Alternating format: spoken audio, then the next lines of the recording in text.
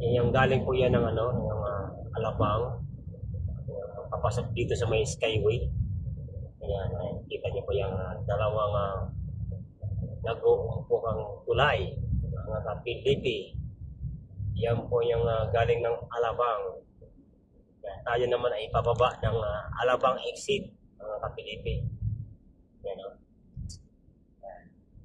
Dito lang po yan sa may Alabang exit. Ayan, no? Yan, tingnan niyo po sa screen ko, mga kapilipi, yung Phil Best Alabang sa puti. Yan, exit. Yan, no? Ay bababa na. Tapos nakikita niyo yung Crimson.